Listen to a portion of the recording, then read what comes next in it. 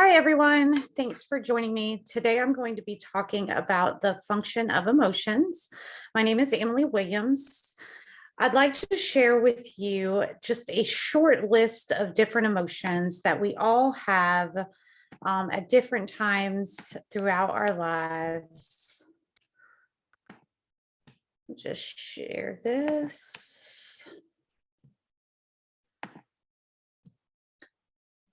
All of these different emotions that we have serve a purpose for us. They have some type of action associated with them, and they are information that help us navigate the world. Each of these emotions are very important. I'm just going to list them off here. Love, hate, fear, joy, shame, guilt, anxiety, loneliness, anger, excited, frustration, sadness, shyness, envy, boredom, surprise, embarrassed, confused, curious, pride, suspicious, happy, rage, interest, depressed, worry, irritable, panic, jealous, optimistic, hopeless, disgust, hurt, sympathy, disappointed, and content and calm. Now, I would like you all to pause your video and write down all of the emotions that you have experienced before. So just take that moment and write them all down.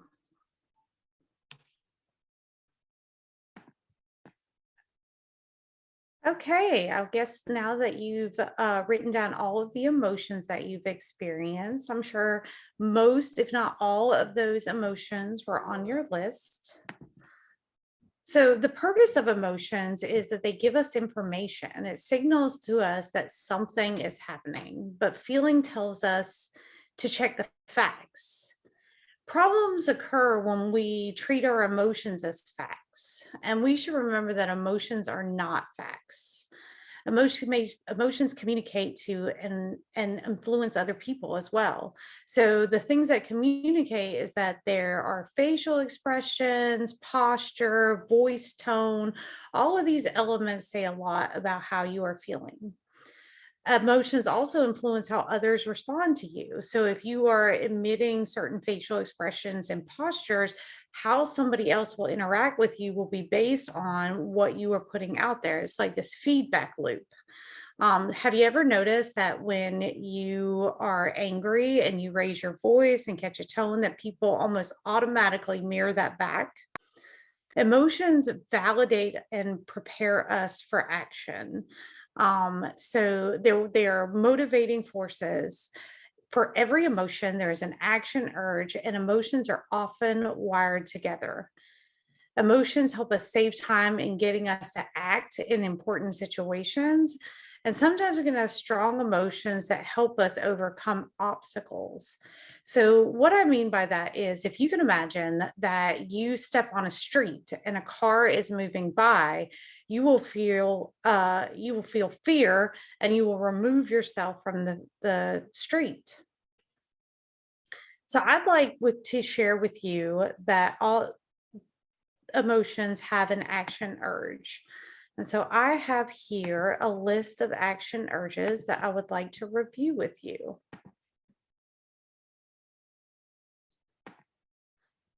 So as you can see here, we've got a number of different emotion action urges. So if you are feeling sad, a lot of times the action urge is to be alone and stay in bed.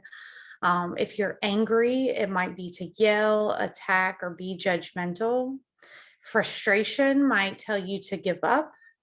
Betrayed, the action urge might be to hurt or seek revenge. If you're feeling worthless, you might have an action urge to harm yourself. If you have fear, it might motivate you to run away or avoid. Guilt might motivate you to repair transgressions, and shame might motivate you to hide. So let's talk about how these can be very, very helpful. So if you are feeling frustrated with something that you keep trying over and over and over and over again, I think of the myth Sisyphus, right? So the guy who rolls the rock up the hill over and over again, only to have the rock fall back down. That frustration gives us information that maybe we're putting too much time into something that we're not going to succeed at. And so that frustration motivates us to let go of something. If we are feeling fear, if there is a giant bear coming after us, then it motivates us to get away from that bear. If we're feeling guilt and we seek out to repair that, then that helps us with our relationships. Unfortunately, sometimes our emotions can drive behavior that is not particularly helpful. So, for example, let's say you have fear of giving a presentation that's required for work or for school. Now, that fear would motivate you to run away or avoid, but the consequences of running away or avoiding might be loss of your job, lack of promotion, bad grade. If you're feeling guilt and you repair a transgression, but your guilt was unwarranted, then you are sacrificing self-esteem in order to repair a transgression that never occurred, which might muddy the boundaries a little bit, your boundaries. If you're feeling shame and you hide away and you're not owning a sense of who you are, that can also lead to some pretty difficult issues. As we look further into the emotional regulation unit, we will talk about ways to cope with emotion action urges, which are not helpful. For now, I just want to thank you for joining me today for the purpose and function of emotions and discussing some of the action urges. And I will see you soon in the next video. Thank you so much. I hope you have a great day.